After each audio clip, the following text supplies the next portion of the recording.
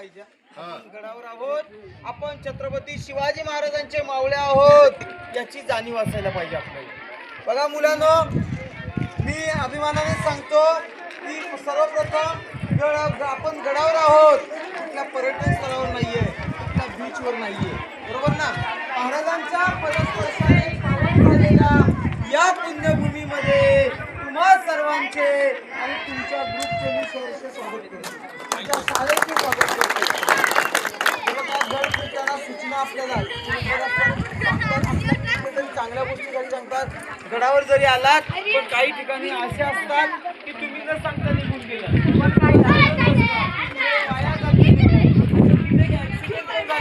कोणी भिंतीवर चढतो, उड्या मारतो, सेल्फी काढतो. तर 400 वर्षापूर्वीच्या वास्तू आहेत, त्या वास्तू ढासळत आलेल्या आहेत. त्या ढासळायचे तर आपल्याला त्यांना जपायचे ना आपल्याला.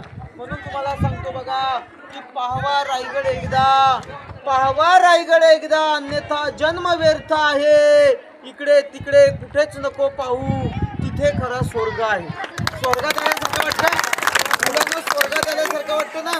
म्हणून म्हटलं जातं की सांग रे रायगडा माझा राजा कसा दिसत होता, सांग रे रायगडा माझा राजा कसा बोलत होता, माझा राजा कसा चालत होता. तर त्यांच्या पाऊल खुणा मात्र या ठिकाणी जिवंत आहे. हा किल्ला जरी पडला जरी असेल ना, इतिहास मात्र जिवंत जिवंत. शिवछत्रपतींच्या पदस्पर्शाने पावन झालेल्या पुण्यभूमीमध्ये तुम्हा सर्वांच्या आणि तुमच्या ग्रुपचे मी सहर्ष स्वागत करतो. माझं नाव सुरेश आखाडे. या गडावर येणाऱ्या सर्व शिवप्रेमींना मी किल्ल्याचं मार्गदर्शन करतो. बघा मुलांनो, किल्ल्याला जे उंची लाभले समुद्र सपाटीपासून 2851 फुटाची, जिथे पायरीपासून तुम्ही चढायला सुरुवात केली, पायथ्यापासून किल्ल्याची हाईट 1375 फूट आहे. समुद्र सपाटीपासून किती 2851 फूट आणि पायथ्यापासून 1375 फूट उंची आहे. गडाला पायऱ्या आहेत, त्या पायऱ्या चालत तुम्ही आला 2-1 तास लागले असतील. ही फ्रंट साईड आहे. गडाला पायऱ्या आहेत 2360 पायऱ्या गडावर येण्यासाठी आणि हा पायी मार्ग आहे. किल्ल्याच्या टॉपवर आलात, अभिमानाने सांगतो मुलांनो, इथला आलेला शिवभक्त इथली माती म्हणून गंध कपाळी लावून जातो. रायगडाला चहूबाजूंनी डोंगरांच्या रांगेने वेढलाय. त्या रांगेना सह्याद्रीच्या पर्वत रांगा बोलतात. त्यातली कुठलीही पर्वत रांग या किल्ल्याला मात्र जोडलेली नाही. हा स्वतंत्र किल्ला आहे. या गडाचं पहिलं जुनं नाव काय होतं माहिती का? रायरीचा किल्ला होतं.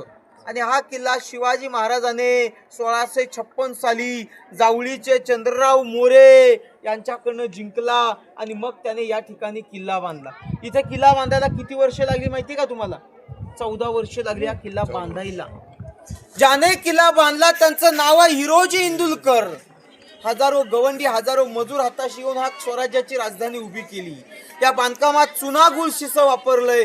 आणि तुम्हाला प्रश्न पडलेला, पायऱ्या चढताना तुम्ही थकलात की नाही? एवढी मोठी दगडं मुलांनो त्या काळात गडावर आणून हा किल्ला कसा बांधला? दगडं काही मुलांनो खालून नाही आणली, गडावर काढली. तर गडावर विहिरी खोदल्या, तलाव खोदली, टाक्या खोदल्या आणि त्याच्या जो मधून निघाला दगड, त्या दगडाचा वापर इथे किल्ला बांधण्यास केला. दगड काय खालून आणलेली नाही आहेत बघा, हे लक्षात ठेवा. आता आपण गडावर आहोत. तुम्ही येताना महादरवाजा पाहिला, तो मेन गेट. सूर्योदयाला उघडायचे, सूर्यास्ताला बंद करायचे. महादरवाजाचा टायमिंग होता 5 आणि 7चा. वर चढून आलात ते कोरडं तलाव बघितलं का तुम्ही? त्याचं नाव हत्ती तलाव. 1-2 पायाच्या माणसाला रस्त्याने येत नाही. त्या काळामध्ये रायगडावर 8 हत्ती पाळलेले होते. कारण इतिहासात पुरावा आहे की शिवाजी महाराजांचा राज्याभिषेक झाला ना, तर त्यांची मिरवणूक कशातून काढली होती माहिती का? हत्तीच्या अंबारीतून काढली होती. मग या गडावर हत्ती कसे आले होते? तर अभ्यासकांचं मत आहे, ज्या वेळेस शिवाजी महाराजांनी रायगडाच्या बांधकामाला सुरुवात केली ना, त्याच वेळी हत्तीची छोटी पिल्ल पालखीत घालून किल्ल्यावर आणली, त्याचं पालन पोषण रायगडावर केलं. त्याला म्हणतात दूरदृष्टी मुलांना. आणि हे संकल्पना कोणाची होती माहिती का? राजमाता जिजाऊ साहेबांची. किल्ला जिंकल्यानंतर त्यांना माहीत होतं की 20 वर्षानंतर माझ्या मुलाचा राज्याभिषेक रायगडावर होणार आहे. आणि त्या हत्तीची पिल्ल पालखीत आणली, त्यांचं पालन पोषण केलं. त्यांना पोहायला बांधलेला रायगडावर तो तलाव बघितला ना तुम्ही. आता आलात बाजारपेठमध्ये, दूरवर पसरले दुतर्फा बांधकाम, दोन्हीकडे लक्ष टाका, नजर पोचत नाही. नीट डोळ्याने पाहिलं तर कुठलाही दगड सुद्धा वाकडा नाहीये. याला गडावरचं shopping centre, super market, big bazaar असं म्हणतात. या बाजारपेठेची लांबी 800 फुटाची आहे, रुंदी 40 फुटाची आहे. पूर्वीची जी लोक होती ना, ती लोक त्यावेळेस मात्र रुबाबदार घोड्यावर बसून या ठिकाणी बाजार खरेदी करायची. या ठिकाणी घोड्यावर इथे बाजार करायची. कारण लांबी 800 फूट, रुंदी 40 फूट आहे. दुकानाची हाईट उंच या कारणाने की घोड्यावर खरेदी करणं. आणि बघा प्रत्येक दुकानात 3 गाड्या आहेत. मागे घर, मध्ये गोडाऊन आणि पुढे दुकान. 3 गाडी. मारवाडी लोकांसारखं पिछे मकान, बीच में गोडाऊन आणि आगे दुकान. इथे काय विकायचे तर या गडावर त्या काळात 5000 लोक राहायचे. या लोकांना लागणाऱ्या सर्व जीवनावश्यक वस्तू या ठिकाणी विकल्या जायच्या. आता बाजारपेठेच्या खालच्या लाईनला 7व्या दुकानावर एक नागाचं सिम्बॉल आहे. या लाईनला ते एकच सिम्बॉल या मार्केटमध्ये आहे. तर ते का माहिती का, या बाजारपेठेचा एक प्रमुख व्यापारी होता, त्याचं नाव होतं नागाप्पा. त्यावेळी काय नाव लिहिण्याची इजाजत नव्हती. होती का? नव्हती ना नाव लिहिण्याची. कारण त्यावेळेस नाव लिहिण्याची कोणाच परवानगी नव्हती. छत्रपती शिवाजी महाराजांचे सुद्धा नाव नाही या गडावर. त्याचं नाव कसं असेल तर त्याने त्याच्या प्रतिमावरून एक नागाचं सिंबॉल कोरलेला आहे की स्वराज्याचा परमेश्वर. आणि एक प्रश्न असेल गडाच्या पायथ्याशी रायगडवाडी म्हणून गाव खाली पायथ्याशी. त्या गावात 18 कारखाने होते. त्या कारखान्यातून आईवारी म्हणजेच रविवारी घोडे, गाढव, बैल, अशी भव्य बाजारपेठ मुलांना रायगड फिरत असताना तुम्हाला सूचना आहे. काय सूचना तिचं पालन करावं. जर का पाण्याने भरलेली बाटली तुम्ही गडावर सोबत सांभाळू शकता. आता आपल्याला ताण लागते. मग रिकामी झालेली बाटली आपण गडावर खाली का नेऊ शकत नाही? नेऊ शकतो ना. हे जर येणाऱ्या सर्व शालेय विद्यार्थ्यांना महाराष्ट्रातले गड किल्ले स्वच्छ आणि सुंदर बघायला. जितके छत्रपती शिवाजी महाराजांची मुलांना आपण ऋणी आहोत ना, तितके आपण छत्रपती संभाजी महाराजांची सुद्धा ऋणी आहोत. बोला छत्रपती शिवाजी महाराज की जय. टकमक एक म्हण आहे, अरे माझ्याकडे टकमक पाहतो. गेलं ना तर न सांगता टकमक बघावं लागतं. म्हणून टकमक तो पण मुळात ती कडेलोटाची जागा आहे. जो कोणी चोरी लबारी करेल अशा माणसात सरळ पोटात करायची. सरळ म्हणजे लगेच नाही. काल होत्या तिथे 5 दिवस विमानला घेतलं जायचं, पोट भरलं जायचं, तसे निवाडे व्हायचे. त्याला मृत्यूदंडाची शिक्षा झाली. त्याला मृत्यू कसा होता माहिती ना, पोत्या धरायचे, पोत्याचं तोंड बांधायचे आणि त्या कड्यावर येऊन सरळ त्याचा कडेलोट करायचे. पोत्यात बांधून त्याला फेकायचे. असंही फेकलं तरी त्याचा पान जात होता. पण मराठी माणसाचा तो गुन्हेगार असेल खाली दरीत फेकल्यानंतर काय होणार माहिती का, ती बॉडी अशी एक म्हणून राहत नव्हती. पाव पडायची, तुकडे व्हायची आपले गेल्यानंतर. मराठी माणसाचा अंतर्विधी करणं गरजेचं आहे. मग पोत्यामध्ये फेकल्यानंतर त्याची बॉडी ते कारण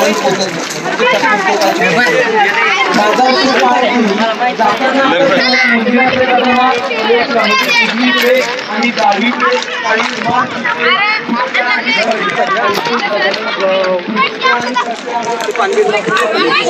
टकमक टोक आहे.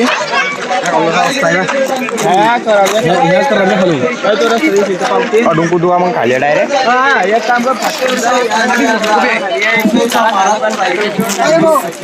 इतिहासाच्या नोंदीप्रमाणे हा किल्ला त्यावेळी 10 ते 11 दिवस जळत होता. जणू हा धर्तीवरचा स्वर्ग होता, स्वर्ग नसले.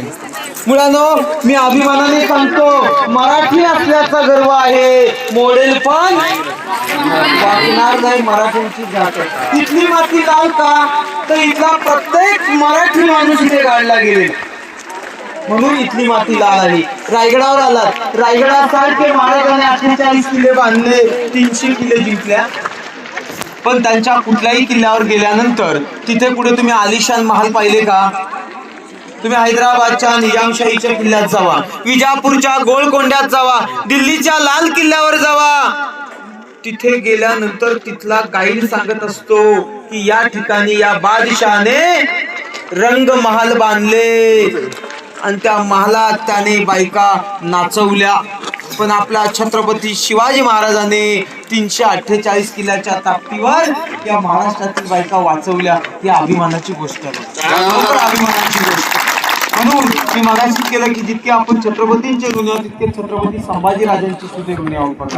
आता या गडाच्या भोवताली बघा ज्या उंच डोंगरांच्या रांगा आहेत, या रांगेना सह्याद्रीच्या पर्वतरांगा बोलतात. कोणत्या रांगा? सह्याद्रीच्या पर्वतरांगा. कुठली पर्वतरांग या रायगडात मात्र हा किल्ला कसा माहिती का? स्वातंत्र्य किल्ला आहे. या रायगडा अगोदरचा असणाऱ्या राजधानीचं ठिकाण कोणतं माहिती तुम्हाला? राजगड. स्वराज्याची पहिली राजधानी हा किल्ला पुणे जिल्ह्यामध्ये भोर तालुक्यामध्ये. त्या गडाचं पहिलं नाव आहे मुरुंबदेवाचा डोंगर. तसं याचं पहिलं नाव जिंकण्यापूर्वी रायरीचा डोंगर होतं. रायरी नंतरचं नाव रायगड आहे. बघा मुलांनो, छत्रपती शिवाजी महाराजांच्या समाधीच्या जागेवर चाललोय आपण. किती भाग्य असेल आपलं. कारण मी तुम्हाला सांगतो याच रस्त्याने त्या काळात महाराज नेहमी घोड्यावर बसून महादेवाच्या दर्शनाला जायचे. म्हणून महादेवाच्या साक्षीने छत्रपती शिवाजी महाराजांच्या मृत्यूनंतर त्यांना अग्नी दिला. महाराजांचं समाधी. बघा महाराजांच्या समाधीचं दर्शन करणारच आपण जाऊ. या गावात राजमाता कारण जिजाऊ जर तुम्ही जन्मास झाला नसता तर नसती दिसले अंगणामध्ये तुळस आणि महाराज तुम्ही जन्मले नसते तर राहिले नसत्यास घरासमोर मंदिरांचे कळस राहिले असते. अशा दृष्टीने केल्या पाहिला पाहिजे. आता जातोय आपण डायरेक्ट मंदिरात. समाधी वाघ्या कुत्रा हिरोजींच्या नावाची पाठी आहे, बक्षीस स्वरूपी पाठी आहे ती ते बघायच्या नंतर मग बाले किल्ल्याला याच रस्त्यामध्ये मागे यायचं. छत्रपती शिवाजी महाराज की जय. काय माहिती का, स्वराज्याचे साक्षीदार आहेत. हे बीचवर वगैरे, बीच म्हटलं का एक हाऊस येते, पिकनिक पॉइंट हे नाहीच समजायचे. हे मराठ्यांचे गड किल्ले म्हणजे स्वराज्याचं तीर्थस्थान आहे. ही गडाचा सेंट्रल भाग 50% भाग इथे येतो. आणि तुम्ही पायऱ्या चढून वरती आलात का इथेच आला डायरेक्ट या मैदानाला होळीचं मैदान म्हणतात. होळी माहिती आहे ना तुम्हाला? मार्च मध्ये जे होळी पेटवली जाते, पहिली मानाची होळी रायगडावर या होळीच्या माळावर पेटवायचे. आणि नंतर मग किल्ल्याच्या आजूबाजूच्या असणारे जे गाव होते ना, खेडे होते, वाडे होते, तिथे होळ्या पेटायच्या. आता रायगडावर स्वच्छ आणि सुंदर वातावरण असेल तर 8 किल्ले दिसतात. मी सांगितले का मग तुम्हाला? तोरणा, राजगड, लिंगाणा, प्रतापगड, सोनगड, मानगड, चांभारगड आणि मकरंदगड हे दिसतात. पण आता वातावरण स्वच्छ नाही, सह्याद्री दिसतात. सगळ्या सह्याद्रीच्या रांगात पूर्वेला तोरणा, राजगड, लिंगाणा येतो. गडाच्या दक्षिणेला प्रतापगड, मकरंदगड येतो. गडाच्या उत्तरेला सोनगड, मानगड, चांभारगड येतो. आणि या होळीच्या माळाची खासियत दुसरी आहे. काय खासियत माहिती का? तुम्ही अमोल कोल्हेंची संभाजी सिरियल पाहिले का? संभाजी राजे पेटत्या होळीतून जो नारियल काढतात ना, तो नारियल इथे त्यावेळी काढला जायचा.